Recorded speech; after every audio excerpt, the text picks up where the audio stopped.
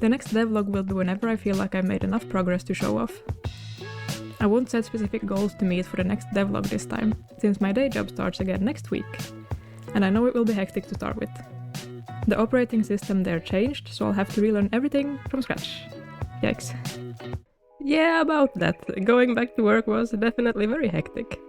And my child starting daycare just added to that, so I ended up focusing on hobbies that demand less brain power from me. Like drawing, playing video games, and working out. Now I feel like I've landed a bit though, and I have the mental capacity to continue working on my game. So let's go through the list from my last video. First I wanted smarter enemies. They now have a simple dodge function, and the orc has a few different attacks.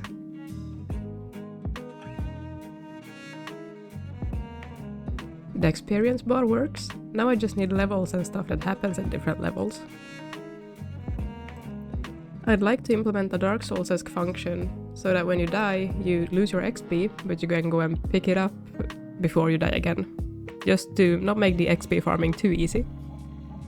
There's now a menu. I specifically wanted a book to be the menu since your spellbook will be a central aspect of the game. And Humble Pixel had a great looking one for a great price, that I ended up getting and customizing.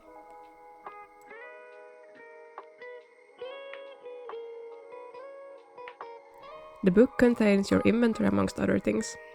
I asked my husband and programming mentor Pixuf for help with the inventory, as I was completely stuck. He has helped a lot with everything. I'm unfortunately not that interested in learning to code in the end. It's just a necessary evil when I want to make a game.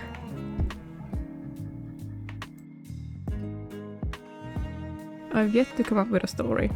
I know what I want the intro cutscene and first mission to be, but I'm not sure what kind of story it will lead the player into.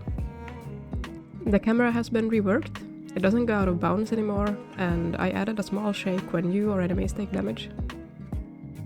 And the melee system has been reworked. The player has a 2-attack combo that will increase when you gain levels. And I separated the sword from the player sprite, so that it can be easily switched out. I upgraded my water with shaders. I followed a tutorial by Play with Furcifer.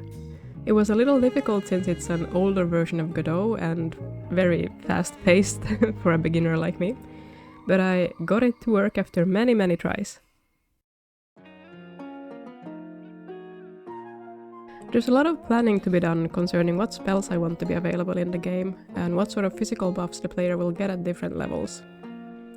Just as a reminder, since it's been so long since the last devlog, the main sort of gimmick of the game is that you will trade your levels to gain spells. You have to balance your magic capabilities and your physical strength. I also need to work a lot on the story and world building, because if I don't have any of that, this is not gonna be a game. Other than that, I'll keep polishing the features I already have. Actually try to complete them one at a time instead of doing a little of everything all at once and constantly adding stuff. So that's where I'm at currently and what I've done since last time. Thanks for watching and see you in the next video.